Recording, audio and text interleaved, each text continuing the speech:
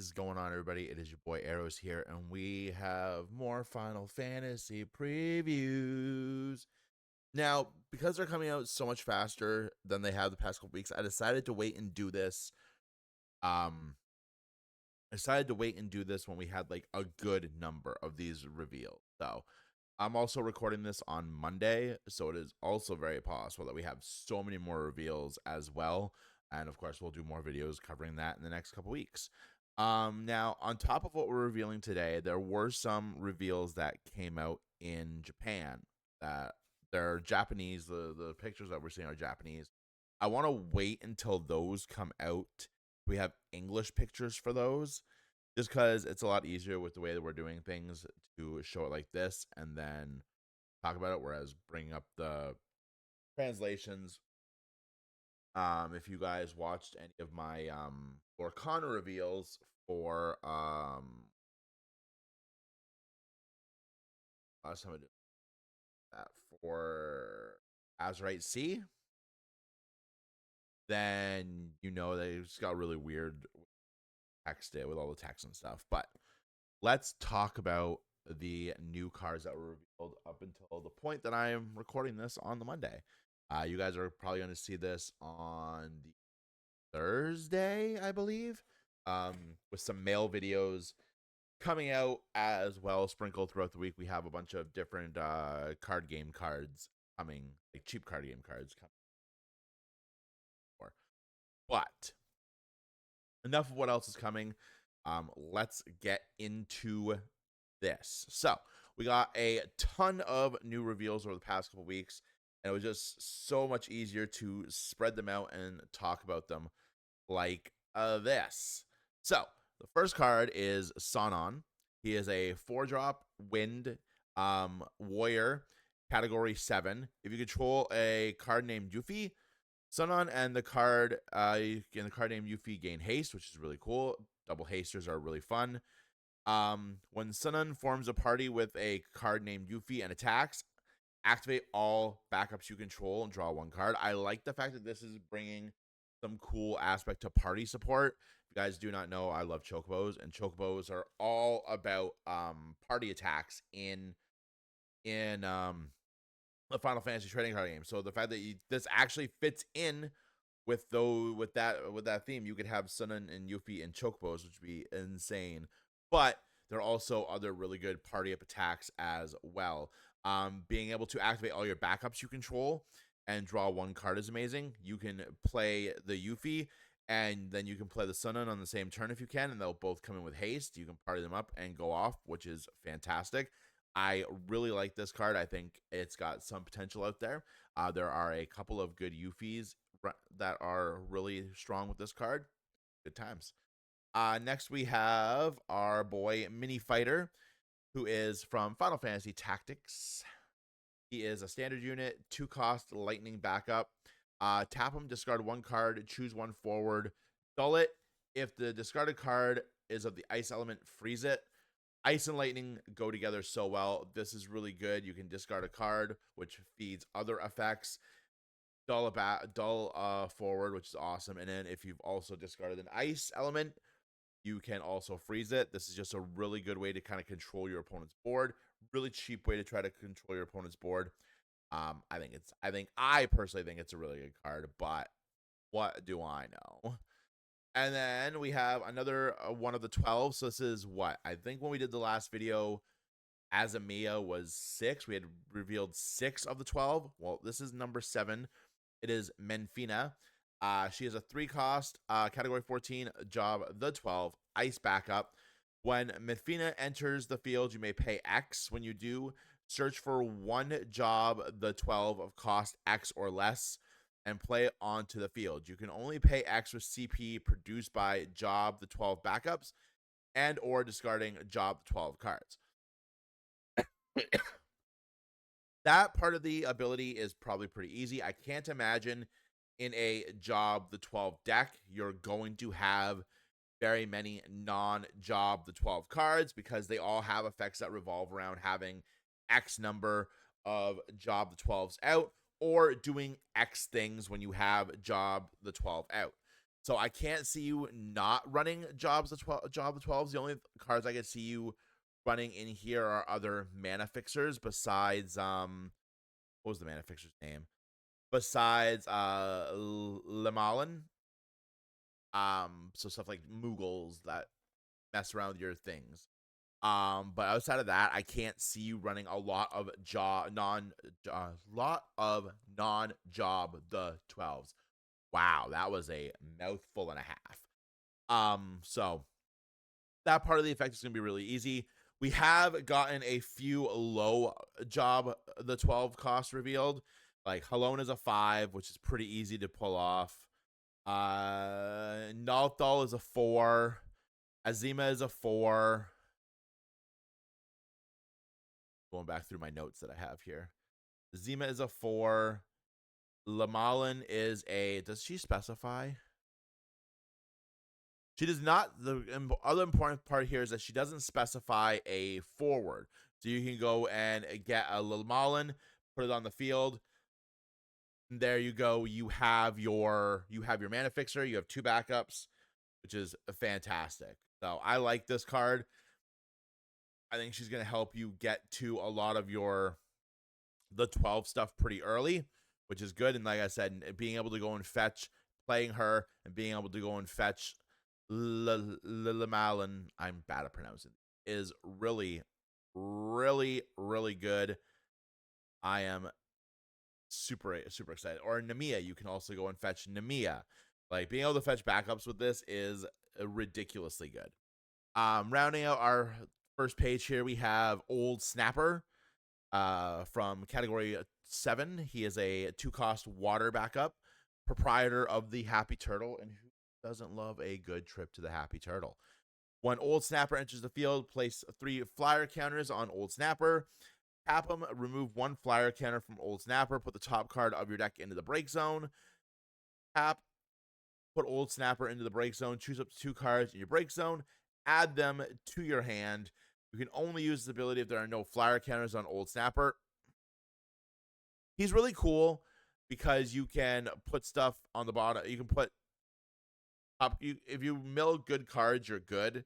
But his second ability is also really good because you don't have to get the cards that you milled with the first part of his effect into your hand. If you lose something that's really good, I'm not really as familiar with water as I am the other two. But we'll put this in the span of if you're playing this in Scions, because that's the deck that I'm the most familiar with.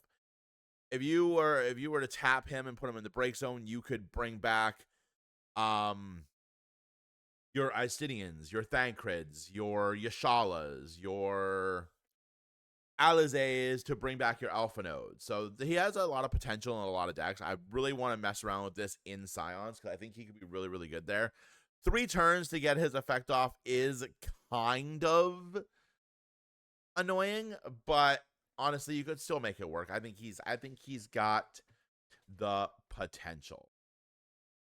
Alrighty. This, in my opinion, is the best card that has been revealed. We are, of course, talking about Lightning. She is a 3-cost Lightning forward. Ravager, Lassie, Final Fantasy 13 character. So there's already a ton of synergy because there's a ton of really good 13 cards out there. She's searchable with the custom set Vanille. There's a Noelle in there that she can party up with. Fantastic. So let's talk about her abilities. If lightning forming a party deals damage to your opponent, that damage becomes 2 instead. That is really important. If you are forming a party with this lightning, you're going to get 2 damage on your opponent instead of 1. On a 3-cost in an early game, that is very crucial, very key. When lightning attacks, you may play 1 category 13 forward with cost 6 or less from your hand onto the field dull, forming a party with lightning and attacking. You can play a forward of any element. At the end of this turn, return it to your hand. This is amazing. When you attack with lightning, you can play any category 13 from your hand onto the field, forming a party, attacking with lightning. This is silly in title because you can have different lightnings on the field just as long as they're not the same card. But this is also really good in constructed because you can play this. You can drop something that is really good. We'll say I'll use the custom 13 set because that's what I'm most familiar with. You can drop Vanille, search for a Fang or a Hope. You can drop Fang. Fang sticks around to the end of turn, so you can use her ability to reduce the cost of another 13 character by 2. So you can play something else. There is a lot of really cool synergy with this card in the core 13 element. Snow. There's some really good snows you can pair this with. I am really excited for this card. I think out of all the cards that have been revealed, I think this is personally like one of the best. And you're gonna, unless your opponent can get rid of the lightning, you're constantly gonna be getting 2 damage off with it. Been phenomenal. Phenomenal. I really like this card. And then we go into Bugenhagen.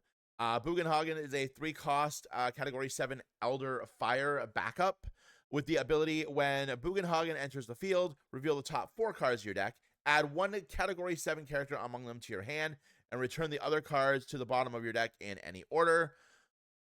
First part of the effect before we get into the second effect. First effect, Avalanche is going to love this. It fits in with its color scheme. Yes, it's not an Avalanche operative itself, but it's going to allow you to fill your hand with more Avalanche operative cards to do crazy things with. In the next set, our starter decks will revolve around Cloud and Zack, which is another set of cards you can do this with. They're in the big Final Fantasy colors of Earth and Fire. Good stuff. The second effect, tap them, play 1 card named Red 13 of cost 3 or less from your hand onto the field. You can only use this ability during your turn, and that's good. That's fine. I mean, there's not a ton of good Red 13s. Just going off of, we have now Bugenhagen also does not say forward as well. These are very important to remember with these cards. So you can, if you have a backup in hand, you can play it. There's a couple of really good Red 13 backups. We have the one from Opus 14. When he enters the field, you may pay fire. If you do, play 1 forward from your hand onto the field. If it leaves the field for any reason, remove it from the game. At the end of the turn, remove it from the game. That's really solid if you want to play like a haster to do some crazy things. No. And then we also have the backup from Opus 17, the common. When it enters the field, you may discard 1 card. When you do so, choose 1 forward, deal it 7,000 damage. When he enters the field, you may pay a fire and a 1, and we can deal something 7,000. You can use both those effects on the same chain. As far as forwards go, our best one would be from Opus 25. He is a 1-drop, 3,000 power. When he leaves the field, remove him from the game. When he enters the field, choose 1 forward. It gains plus 3,000 until the end of turn. And then for 2 fire, you can play him on the field. You can only activate this ability during your main phase, and you can, if you control 2 or more Final Fantasy 7 forwards, and red is in the break zone. If you control, the honorable mention goes out to the Opus 20 rare. You can only play a Red 13 if you control a Category 7 forward. He's a 2-cost 9,000. And if you control 4 or more Category 4 characters, he gains haste. There are some fun little Red 13s that you can mess around with. But all in all, it's a decent effect. I much prefer his first effect to anything else. I definitely think his first effect is super good.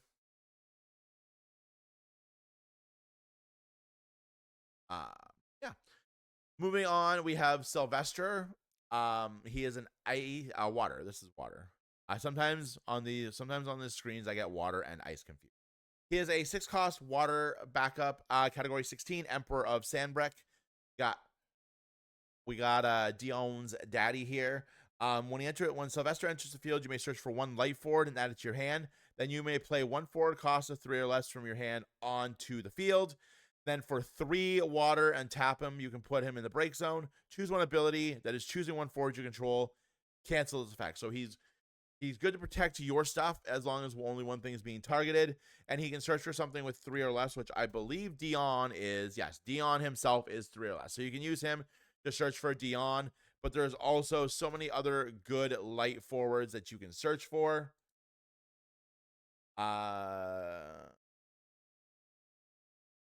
You can also search for the Yuna. That is really good. The 2-drop from category 25, which has dull. You 2 dull active forwards. Select one of the following 3 actions. Choose up 2 forwards, dull them. Choose one character, freeze it. Choose one summon or auto ability. If your opponent doesn't pay 1, it cancels its effect. We have Dion, which we already talked about. Trying to think of other good ones. This one actually specifically says forward. So there's not like if you're still playing the Noctis from Opus 15, you can play it. This week actually was kind of silly in Scions if you're still playing Oracle of Light, so you could search it. There's not as many super strong targets for Sylvester as there is for some of the other searching cards we've talked about in this video already.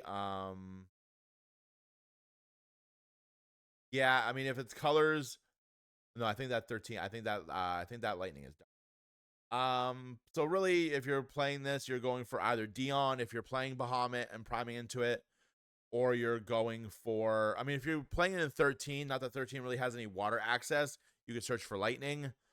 Shinru is 5.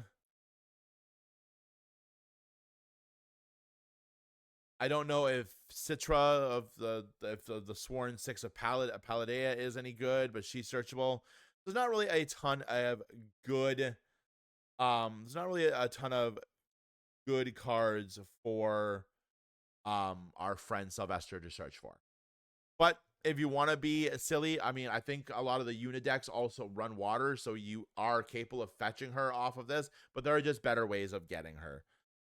I think there are better ways of getting her, so, but what do I know? We also have Penelo. I actually really like this Penelo. It's in a new thing for this game where you can play characters 4-0, and we like that. This is a relatively newer thing to me anyway, but I haven't been as consistent as following Final Fantasy as I have been at other card games. So we have Penelo. Penelo is a 2-cost wind category 12 Dancer Sky Pirate. Those are really good categories to be. If you control a card named Van, the cost required to cast her is reduced by 2, so she can become 0. When she enters the field, reveal the top card of your deck. If it is the category 12 card, add it to your hand. We love that. That is good stuff. Into our next page, we have Fina. Fina is a 3-cost category Brave Exodus. White Mage. Your warp cost can be paid with CP of any element. So if you're playing a warp heavy deck, I don't actually know if there are any of those around. You might want to include Fina. When she enters the field, you may search your deck for 1 card with warp, add it to your hand, and then you can tap her, choose 1 card removed from the game, remove a warp counter from it. You can only use this ability once per turn. If you're playing warp, it's a really good card. I don't know why you wouldn't be running it. Fina.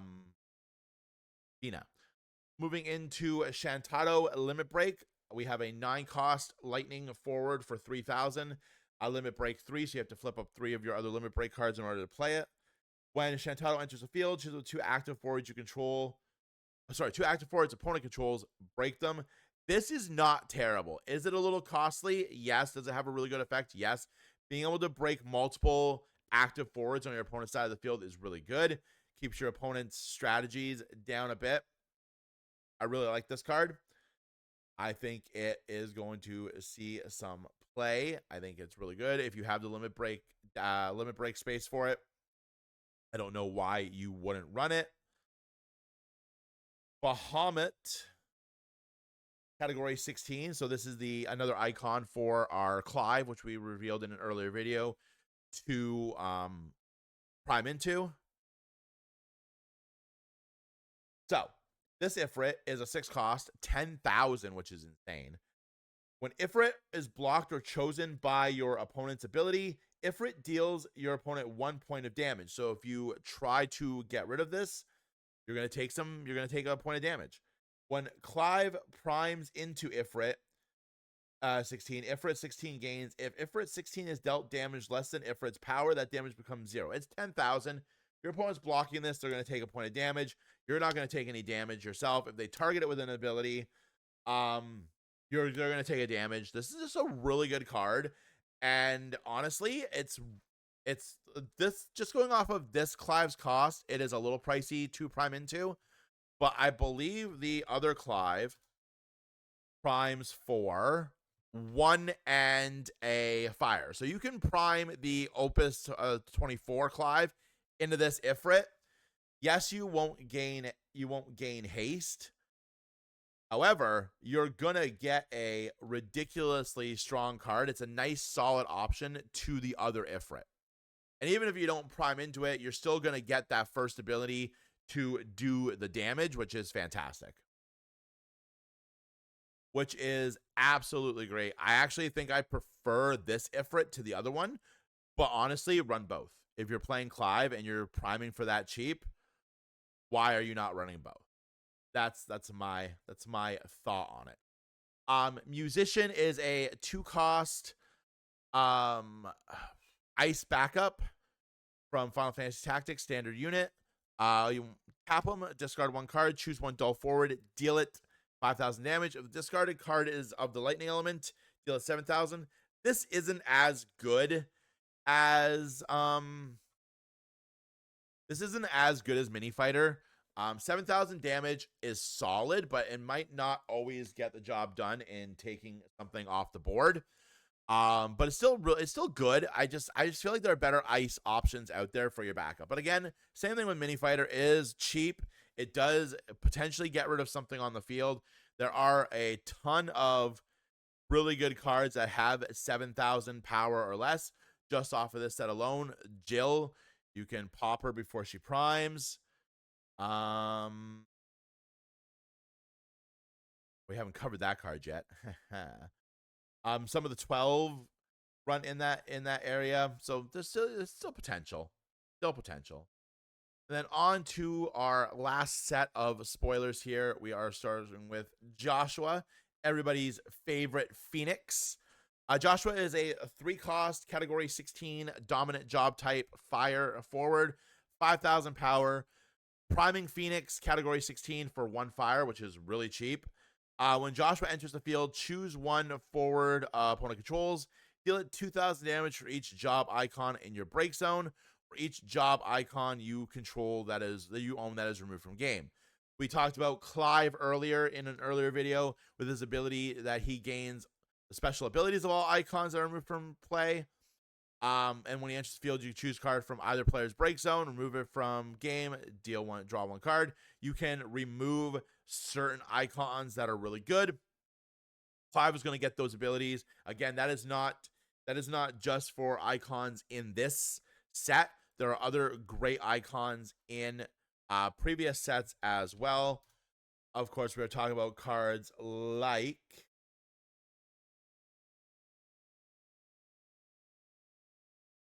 we're of course talking about cards like the Ifrit from the first set from Opus 24, Shiva, which we talked about, Ramo from Opus 24, Titan. There's Bahamut, Odin. There's a lot of great primals, a lot of great icons that you can remove, and you get their abilities, and you get to do some extra damage to your opponent. With Joshua, and Joshua also comes with stuff in the break zone as well, so you can load up your stuff, do some crazy stuff, and it is real good. I don't think we've gotten a Phoenix reveal yet, so I'm still really interested to see what the Phoenix is going to do as well.